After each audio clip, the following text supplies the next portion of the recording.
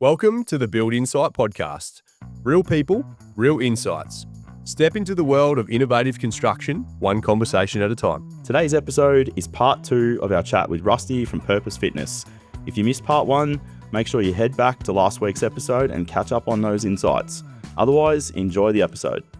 One thing actually that you mentioned was about, it's really good the way that it's time blocked. It's the like the dedication on what's actually helped me is using it as an excuse to not stay at work for so long. Yeah. Because you know you've got to put it in your schedule that the class is at 4:30 or the class is at 5 o'clock or whatever. And it's not like, oh, I'm nearly finished, finishing this estimate or whatever, and I'll just stay here and before you know it, it's 6 or 7 o'clock, and then you're like, fuck, now I'm hungry. I just want to go home and I'm dead. So it's kind of having the discipline to put it in my schedule every day to come and do this for me as well. So yeah, that's actually taught me a lot for it, and I'm definitely getting better on scheduling my own personal time for things like this as well. Yeah, and I think even if you weren't in a space like this, if we're just talking about anybody getting into fitness and doing it, because I think we'll talk about it in a minute, but like for anybody that people waste more time being tired or saying that they're tired than they actually would do if they just turned up and went to the gym. For sure. Like that's talking about, oh, I can't go today and having reasons for it, right? But like any good CEO, any good entrepreneur, if you've got an important meeting, you put it in your diary. If it's not in your diary, it doesn't happen. Yeah. And if it's a meeting for you or it's an important meeting, it does not get moved. Mm-hmm. And so you put it in a place that you protect. Yep. So, like whether that's first thing in the morning before work or the first thing you do after work, for most people in this listening to this, that's most likely when that would be their best times. Yeah. If you could do that a couple of times a week, 3 times a week, like just your life would change. What else can you add to that? Because that's actually the next question that I lead into is like most business owners will use that excuse. They're too busy, they don't have time.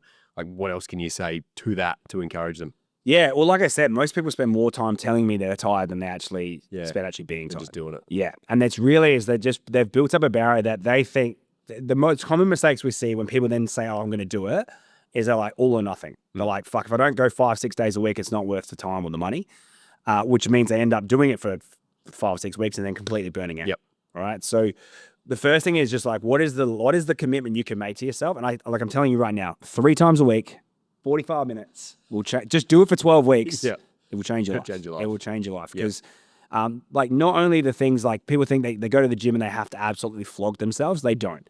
Yep. You're building the practice. You're building the discipline by just showing up. So that would be the biggest thing. Yeah, cool. You can use my experience for this as well. Going to like a really busy business owner, someone that's busy, or they don't have to be business owners because not everyone that comes here is a business owner, but busy people. Like what's the first steps? Where will they start? Like I said, the first step is exactly that, is putting it in your diary, actually committing a time. So if you're going to say like, I'll do it when I can get to it, I'll do it when it fits in, I'll do it when things quiet down a little bit. It's like, it just never happens, right? Yep. So depending on the person that we're speaking to here, business owners, they might start a little bit later. You guys on the tools are starting at 5 a.m. They're like, I'm not going, unless they go in the gym at 4 a.m. Yeah. Depends on the person. Some people also, like the 3 things you want to get dialed in. This is the real stuff you could take away. So first of all, like I said, strength training is going to be your best friend. And I'm talking specifically to everybody, but even the guys that are on the tools that are saying their job is their workout, that's why you still look the same. Because your body has got used to doing the same thing over and over again. You're not as mobile as you think you are. Yep. And that is usually the first thing that's the first excuse to get, oh, my work's so hard. I was like, I totally get that. Like you do a hard labor, right? It's actually a completely different type of labor as well. So I'm not on the tools anymore anyway, so I can't really relate to this now coming to the gym. But I know like one of my apprentices, his passion outside as well is going to the gym, spends a lot of time in the gym. When he first started with us, I noticed, and we had this conversation a lot, of the way that you lift things on site, whether it's a roof truss or timber or whatever, it's actually quite a bit different to the way that you might lift something in a very controlled environment in the gym. Yeah. So even though he was quite strong and could lift really heavy in the gym, he actually still had to adapt in quite a unique way on site to lift stuff as well. So you can't use that excuse of, I lift all this heavy shit on site and whatever, and that's my job that is the physical side of it. It's actually completely different. It's kind of relatable, but it is very different. Well, I think movement is universal, right? So like everything we do in movement always goes core to extremity. It doesn't matter where you take the load from and move it, this moves first. Yep. So we train that in here first. And like in a controlled environment like this, you can exaggerate what you do in real life. It's like why I tell anyone that like, Why do we squat 100 kilos? You don't walk around with a 100-kilo backpack, right? No one has a 100-kilo backpack they have to go down and up with. But you do it so that any other lower body exercise you ever have to do, run, jump, carry something, like even groceries, whatever, it's easier because you are physically just more capable. And that's what I think probably the biggest thing about Purpose is that's the message I want to get across, is that we build stronger, more capable humans. Like more, you mentioned before, more resilient and have more grit. And if we can take that grit onto the job site, there's nothing your boss can ask you to do that's going to be as hard as what you do in here. It's tedious and it's annoying, but there's nothing as heavy on site he's going to ask you to lift. Do you know what I mean? Because there's machines for that or whatever. So the three things I was saying before, like if you got these dialed in, like from anybody, and this is anybody listening, first of all, like I said, book it in your diary. And you should just know when you're going to be best suited to do this. If you've got a family, you want to spend time with them after work, do it in the morning. Get it out of the way early. If it means you've got to get up a little bit early, you need 30 or 40 minutes in the gym, just get it done. 3 times a week. It's only 3 times, right? And prioritize strength training first. More cardio is not going to help you lift more, be more capable. It will. There is a purpose for it. But if you only had to just do one thing, I would do 3 strength sessions. On top of that, if you wanted or you had other goals, potentially more cardio sessions. The second one is dialing in your nutrition. This is something that I spend most of my time on with most of my tradie clients and my online clients who don't know what or when to eat. They'll either get on site, have a coffee, don't eat, or not even have a coffee. Or a Red Bull can or a Monster can. Exactly, Red Bull, Monster, name a caffeinated beverage that gets me working at 5 a.m. Wait to morning smoko. Maybe the wife's packed something. Maybe they haven't. Maybe they've gone to the food truck. Maybe they haven't. And then lunch is kind of the same. And then by the time they get home from work, they're knackered. They overeat in the evenings, and then they start all over again because they're like, I've worked so hard. I deserve this. The moment you say that sentence, I deserve this, you probably don't. So the first thing is plug it in your diary. When are you going to go to the gym? The second one is get nutrition dialed like you would do for any other job or performance. Any other physical job, if you were playing sport, you would eat for sport. Your job requires you to fuel to do the job. And if you want to be able to go to the gym, you equally need to fuel to go to the gym. So get your nutrition dialed in first, and then sleep. That's the other one. If you don't, your training plan is only as good. And that's why I said if people go 6-7 days a week and never go from 0 to 100, your training plan is only as good as what you can recover from, so your body can adapt. If you don't recover, you can't adapt, you will eventually, or you won't eventually, you will burn out and break down. So if you are deciding, hey, I'm on the tools at 5, I'm going to go to the gym at 3 in the morning, and you're still going to bed at 10, you're in an early grave in a month. Do you know what I mean? Definitely one of the most underrated human qualities, I reckon, is a good night's sleep. So 7 hours would be ideal. 6 is really like bare bones, and you won't last long with that. 8 would be elite, but I don't know many that get that start at 5 a.m. unless you go to bed. Even if you got the time, I find lately if I sleep 8 hours, I feel worse than I do if I get 7. Everyone's different, but generally there's somewhere between 7 and 8. That's sort of sweet. And then also if you get into bed, 7.5 hours, it takes you a little bit to get to sleep. So, but like I'll preference this again. Put it in your diary. If you're going to the gym first in the morning, you're going to bed at this time. If you normally go to bed at 10, but you're getting up an hour earlier, go to bed an hour earlier that day so you have the energy to do it. So I'll have someone set an alarm for the morning. I'll also have someone set a sleep alarm at night. So you got a get up alarm, you also got to go to sleep alarm. So it's I call it a reverse alarm. So that your alarm goes off and you go, oh fuck, whatever I'm doing, Netflix, kids are obviously, but Netflix, whatever I'm doing, scrolling, just fucking stop. Which is a really, really bad thing to do before you go to bed anyway. Exactly. Whatever you're doing, stop it and get yourself to sleep. We could talk about sleep hygiene, how to get better quality sleep, but let's just focus on getting in bed first. Those are the 3 big things: schedule in your diary, nutrition, sleep. What about nutrition though? Like I know we're not going to tell everybody a whole meal plan. So every meal, every main meal, breakfast, lunch, and dinner, you want to have at least protein in it. I know, we can just say that as a label thing, but it everything that is in your body from the cells up, not just getting jacked and putting on muscle, but for recovery of every cell in your body that you use requires protein. And so I like to use this example, like you go to war, and you lose an arm, you still live. You lose anything here, like an organ or anything, and you're probably not going to survive for very much longer, right? So your body will metabolize protein from its own muscle to feed its organs. So you can be like, I'm training so hard in the gym and it's not working. I'm not getting any stronger and I feel flat, or I just feel flat, even if you don't go to the gym. And your body's actually like eating away your biceps to feed an organ. So most people, like, that's the macronutrient they don't have enough of, especially if they're working long hours and, like I said, they're working a labor intensive job. Yep. So that would be the first thing, is just prioritize protein in every one of your meals, and then eat till you're satisfied and not till you're full. Yep. That's probably the other one. And that's harder. It's simple to understand, and sometimes harder to execute. Yeah. That's why it's good if you can get someone like myself who can just do you up an easy meal plan that you can follow. The cheat code to that is eat the same things most days. Yep. If you eat the same 1 or 2 breakfasts, the same 1 or 2 lunches, and you rotate your dinners, it's pretty hard to fuck it up.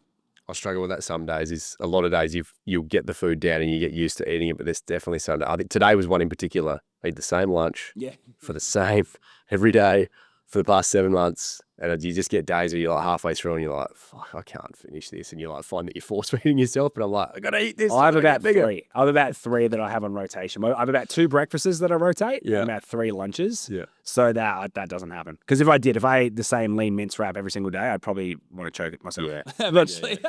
Yep. For over 130 years, Bowen's has been the builder's choice, providing a service that provides timber, hardware and innovative building products. And now we're helping you further with this wonderful partnership. We're proud to announce Bowen's as our new premier sponsor, bringing you more of the insights that you love.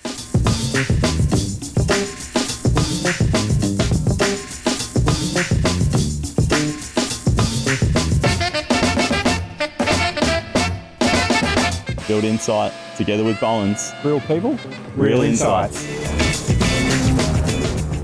I don't know how much you want to share about me personally. Well, it will relate to what we're talking about anyway, because I was going to ask you a question before. Let me ask you a question. No, but when you said before about, you're not on the tools very much anymore. Yep.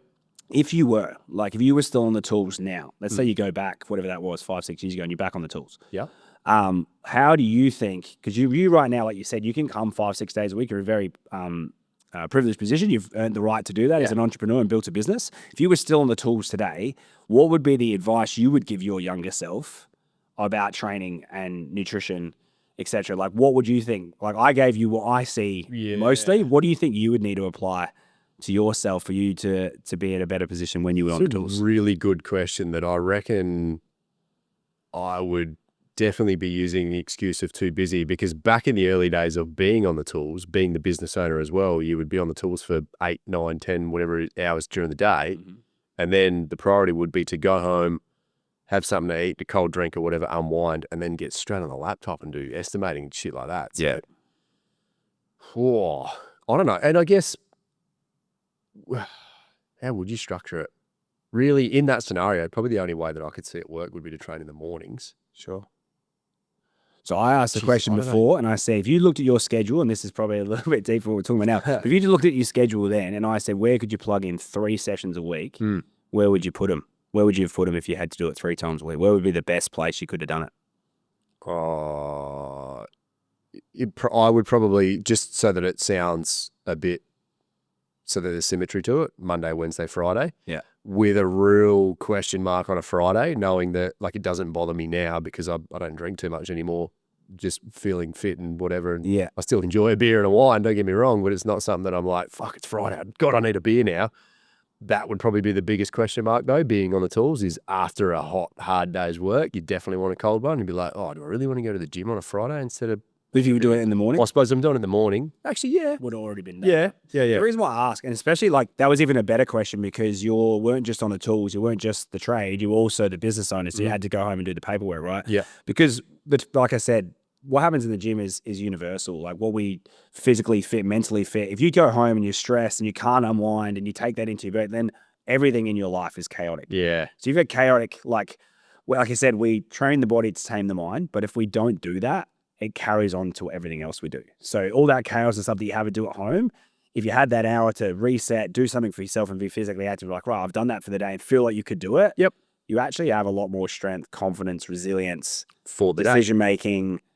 What's the other one I'm thinking of? Like, you have patience with yourself. Do you know what I mean? Because you would know that, hey, there's a saying by James Clear, it's in Atomic Habits, if anyone's ever read that book, is that every action you take is a vote for the person that you want to become. So when you take a vote, as in, like, I'm going to go to the gym 3 times a week because that is the person I want to become, a stronger, more confident, more capable human being, you start becoming that person in every aspect of your life. Yeah. What was the book called? It's called Atomic Habits by James Clear. Yeah. Yep. Yeah, Yeah, that's a good one. that is a really good one. Yeah. Maybe we'll shift on. Like, I know you're very busy and you got some PT sessions coming up. Sorry. No, that's fine. We won't hold you all afternoon. Let's get like a little bit, we're going into your lifestyle here, mate. Sure. Passionate about AFL, like you love your footy. What's the differences between, there's a lot of stuff that I've noticed with you actually, and actually I want to share another story. This is going a little bit off topic, but still relatable as well. The way that you said to me in some of the early days with, there's a lot that you relate stuff to the gym where you kind of do the weekly sessions and then you've got game day on the Saturday.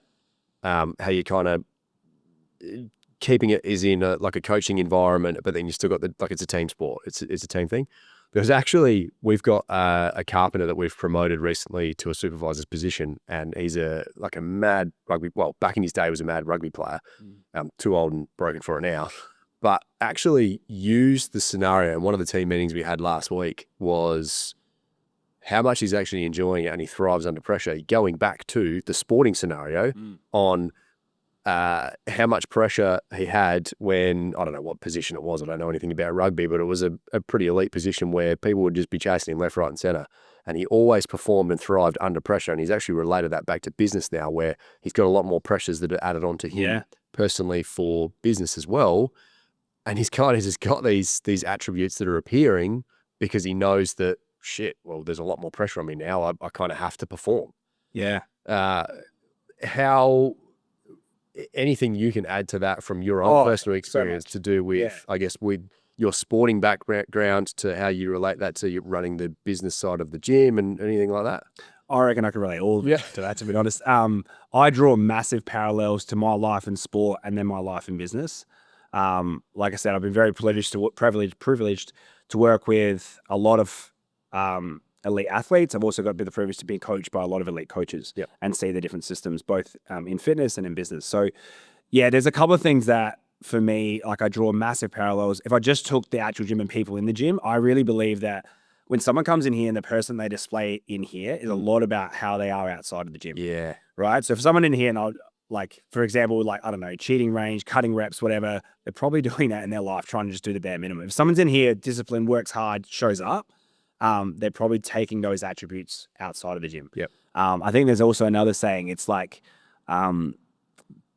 be, do, have. To have the things you want to have as a leader, as a business owner, as someone who's successful, you have to do the things that a successful person does. And therefore, you start becoming that person, and then you get to have the things that the person does. Yeah. But it doesn't start the other way around. You can't say, I want to have the flashy cars, I want to have all the money and whatever, so like, I just want them. You can't just imagine them. You have to start taking action. And it's the same thing we see in fitness, we see in sport. You take the action, see a result from the action, positive or negative. You make the adjustment. If it's positive, you're like, fuck yeah, I want more of that. You keep doing the same thing. If you don't, you have to learn from it. You go put it back in and it goes around again. But if you don't do the thing, if you don't take the action first, if you don't show up to the gym, do you know what I mean? If you don't be at work on time, if you don't start taking the things in life, that won't happen. And so in sport, it was the same with me in the gym. The more effort, the more I showed up and put effort into sport, the better I got at it, right? And the more opportunities I got. It's the same in work, right? Yep. Another thing I got from a great, he's now AFL football coach, was never miss 2 in a row.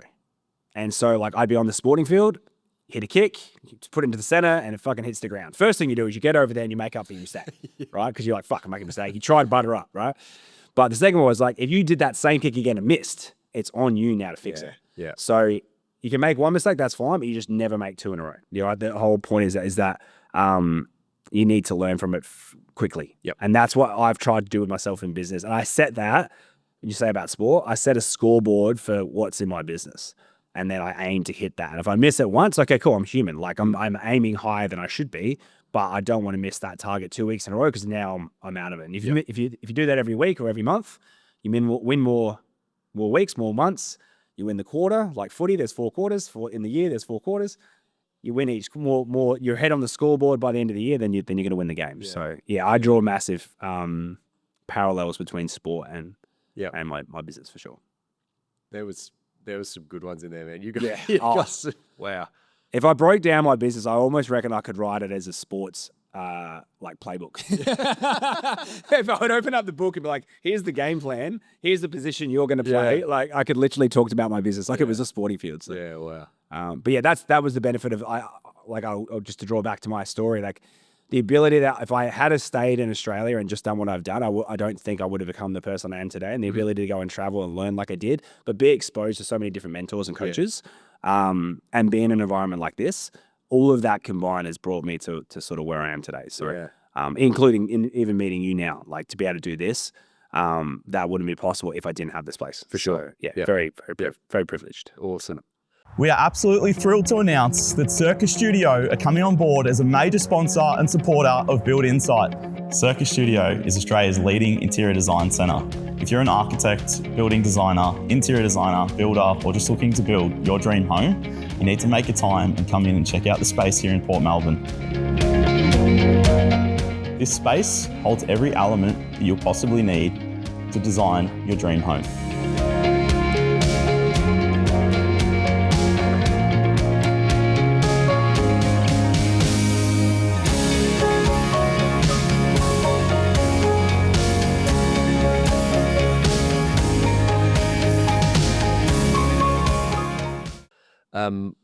What does Rusty Clark do outside of the gym? What do you do to Yeah, unwind? not much. Now, like I said before, like obviously the business is my priority, and in a business like this, you do take a lot of it home. But I'm also really quite good friends with a lot of people that are in the business. So like yourself and other guys that train here, right? So I have a little boy, 2-year-old, and I fucking loved. Someone said to me that day, it was like they sent me this meme. It was like if you've got a son as a kid right now, or you're growing a son, it's like nothing else in your world actually matters. And to be honest, it couldn't be more true. Yeah. I absolutely love hanging out with him and my wife. But yeah, like I liked like last weekend, I went mountain biking when I can. I like to go surfing. I was still playing sport up until recently. And I still train in my gym. Like I follow my own program. Yep. You know what I mean? I don't just write this and walk away. It's like I still do this. So those are the things that I like. It sounds really boring because I am a fitness person, but like that has been my life the whole time. So that Routine, discipline. it's still my outlet is fitness or fitness related things. Yeah. Like I said, I've been blessed by so many opportunities as a result of it. I can't tell you that that's not what I like doing on the weekends. So Yeah. Awesome. All right. Well, we'll get right to the end, man. We'll definitely wrap this up pretty quick. Last few little points. Like, what would you say to someone that they know that they need to make the change that they just keep putting it off? Yeah, and like I said, I think I've said it a few times. More people spend more energy saying I'm tired than they actually would do if they just went to the gym for 45 minutes. Yeah. So, like, and you don't have to go to the gym. Like, I use that because I'm talking strength first, because the other difference is like by making yourself a hardened individual, like we talk about physical and mental health, but making yourself a hardened individual means anything else that hits you from the outside doesn't feel like it hurts. Yep. Because there's, like I said, you will never push yourself as hard as you would do in like this gym because you're in that team environment with a coach. I'll just use my own example, but you generally won't push yourself as hard anywhere else in life that you will do in the gym if you're doing it properly. You know what I mean? I'm talking 3 sessions a week, 45 minutes, you know, and I think every week, depending on your lifestyle, you should go hard at least once. Yep. All right. So 2 good sessions, and then 1 session, you should just try and maybe send it for that 1 session. That's why we have game day on the weekend, right? Because it's you work on your skills of fitness during the week and you get to send it on the weekend. So for anyone out there that's like, what was the question exactly? Can you just repeat it? So someone that knows they need to make change, but they just keep putting it off. Like, what do you say to that? The 2-minute rule. If you can start it in 2 minutes, you will most likely finish it. Okay. So if you have your shoes by the front door and you put your shoes on and you go out and you run for 2 minutes, it's very unlikely you're going to turn around and go back to the door. Yeah. You've started, you're just going to keep going, whatever that is. Maybe it's a 10-minute run, a 5-minute run, whatever. But the first 2 minutes, you committed to whatever it was. So, and that also goes back to, we talk about atomic habits, is having the shoes out, or if you're, you know, in your trade and you're at work, have your shit in your car so you don't go home. That's huge, actually. And for me personally, is a good example of that. I live like maybe 900 meters away from the gym. Yeah. I still take with me every single day. I take my gym bag, I take my change of clothes, my shoes, I put it in my car. And if I can, I'll get changed at the office before I come here. Or if I'm running late, if I'm coming from site, I'll come and I'll get changed here. I don't go home. Yeah. Knowing that if I go home, there's potential that I'll sit on the couch, I'll pat the dogs, I'll eat some shit food or something like that, and I'll lose that motivation rather than knowing straight from work, I got my shit, I'm going straight to the gym. For anyone that's extremely busy, for anyone that's working long hours, you need to remove as much friction or as many obstacles as you can. And again, that's what I think we do really well here is remove obstacles, right? But to do that for yourself, I'm the same. Like I had to get up and I had to get my run in this morning before I started work today. If I didn't get out my clothes the night before and I got up at the right time, I would lose time looking for them. I would miss the session because I couldn't find it. So the 2-minute rule, take... we actually it's the 3-3-3, right? But that's the 2-minute rule is to get yourself ready. To get started. Yep. Any habit you want, start it with first 2 minutes, and you're more likely to complete it. The other one was the 3-3-3 rule, which is 3 workouts a week, 3 minutes to prepare the night before, and I've just fucking lost the last one. Of course, 3 meals a day. 3 meals a day. Sorry. Yep. 3 meals a day. And ensuring that 3 meals. Like enough protein in those meals. Yeah. 3 a day, 3 workouts a week, and then take 3 minutes the night before to organize your next day. Yeah. So knowing on your diary what's going on. Yeah. Like, hey, I've got a meeting early, so I have to whatever. Like Yeah. you get that right, you'll like I said, do it for 12 weeks, you'll change your life. Yeah. I know the answer to this because you've taught me already, but is snacking okay? Sure. Yeah. 100%. Yeah. Look, I'm talking about the 3 main meals. I can go into nutrition like theory with you if you needed to, but snacking is fine as long as it's like your 3 main meals are taken care of. Yep. If you eat 3 main meals with enough protein, and the reason why I keep stressing again protein, and we talk about fiber and stuff like that as well, and we can talk about energy requirements, those 3 main meals should fill you up. And then the snacks that you have either side should like add on to that, Yep. right? And when I'm talking about snacks, I'm talking about, things that are like small meals, you know? If you're someone that is a cereal snacker, like, hey, Rusty just said snacks are okay. So I'm going to go grab a Red Bull. This is what I wanted to get into. I'm going to grab a chocolate bar and a donut because I've had my 3 meals of protein. Yeah. It's probably, if you know it's not taking you towards your goals, Yeah. then it's probably not taking you towards your goals. Yeah. I would switch from having snacks to having 4 meals a day. I'd have a breakfast, I'd have a morning smoko, I'd have a lunch, I'd have a dinner. Yeah.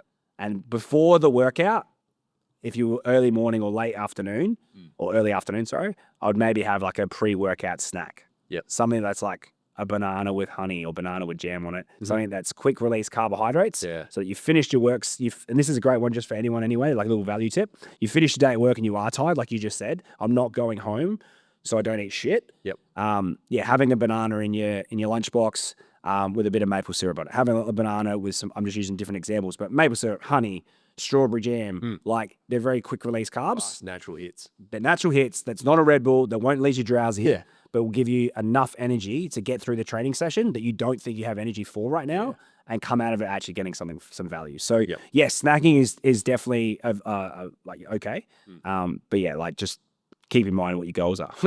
Yeah. I think we'll finish on this last one because I'm really curious for you on this one. Go for it. What does showing up as the best version of yourself actually look like to you? I think like people don't listen to what you say, but they listen to who you are. And so I think when, like I said, when you take a vote for the person you want to become and you discipline enough to show up, people see that. And I can use you as an example. From where you started, and if anyone's seen Luke's before and afters, I don't know if someone can put them on the screen right now, but I don't know if that's allowed. But if you saw where he started, Luke is a very successful business owner, but he was in a bad spot. Like he was burnt out and he was tired and he just didn't know why. And then when he got here and physically got active and physically started getting stronger and changing your nutrition, getting sleep, literally the things we've been talking about. Not only did your physique change, but like your confidence changed, your personality changed, like your business improved, everything improved. I'm not going to take claim for his awards, but like everything I from a coach looking, look from the outside in, everything in your life has got better as a result of what you did here. And so, like I said, people wouldn't always, they'll listen to you and they'll respect you, but I guarantee someone walks into the room, he's in good shape, they have more confidence, they have more, and they don't have to be like, I'm not talking about ripped here. I'm just talking about being capable. Yeah. That like nothing really phases them in their life because they've taken care of it in the gym. People don't listen to what you say, they listen to who you are and what you do. And I think if people more often, did what they said they were going to do, then we'd be in a better place. So that for me is the biggest one. It's like making promises to yourself and actually fucking keeping it. Yeah. That's the big one for me. Yeah. Epic. There's been some epic ones in there, man. I actually can't wait to listen to this bit myself. I've probably stumbled over a couple of them, but there's a few. Yeah, I think the more you speak, I've spoken to now, the more I realise I probably do know about what I do and how much I relate things to sport and to business. But thank you very much for having me, man. No, thanks, man. I really appreciate you giving aside the time in your day as well. Yeah. Very, very busy, man. Anyone wants to jump on board with Purpose Fitness or find out a bit more about who you are, follow the Instagram journey, whatever, where can people find you? Yeah, that's probably the easiest place. Just jump on the Instagram at Purpose Fitness Adelaide, Purpose Fitness Adelaide, all one word. It's probably the longest gym name in the book. And it's the same on Facebook. If you jump on there and even just send us a message. If anyone out there does want help with, their current routine, whether it's in the gym or just getting started, as we mentioned, please send me a message. I'll be more than happy to respond to. Does your online coaching platform, do you have anyone interstate? I have people all over the world. Hey, there we go. So I've got clients in Canada and London, Singapore, all over Australia, New Zealand. Like I said, the privilege of living all over the world and living in London where there were so many different communities is I work with people all around the world. Well, and in all time zones, in all occupations. Yeah. Well, anyone else that's listening, they actually now do not have an excuse at all. No. Because if they are trying to find an excuse that they don't have a gym nearby, this guy can hook you up online. Yeah. Just on that, what we do online is not just fitness. We'll give you a fitness program based on what your capacity is. So if you have access to a gym, cool. If you've got access to a home gym, or if you have no equipment, we can set something up that literally will fit your life to get you started. Yep. And the nutrition and the habits to match. So yeah, if anyone has any questions out there and wants to know more about it, please just jump on there and ask me. Hey, good. Thanks, Rusty. You're welcome, man. Buddy. Thank you. Thanks for tuning in, guys. If you want to find out more about Build Insight, head over to the website buildinsite.com.au. Over on the website, you'll find links to previous podcast episodes, as well as our YouTube channel, Instagram, and Facebook. Hope you've enjoyed the episode. Catch you on the next one. Well, that's a wrap for another week's episode of the Build Insight podcast. Before we leave, just want to give a huge shout out to all of our sponsors for their ongoing support. Without their help, Build Insight wouldn't be what it is today. Let's cue the disclaimer. I need to let you know that myself and the Build Insight team are in no way, shape or form qualified to give you personal or specific business advice. We strongly encourage you seek out the use of professionals for products or when you are making personal or business decisions. Everything discussed during the Build Insight podcast is our own and the guest opinion and personal experience and is of a general nature only. Hope you enjoyed the episode. Catch you on the next one.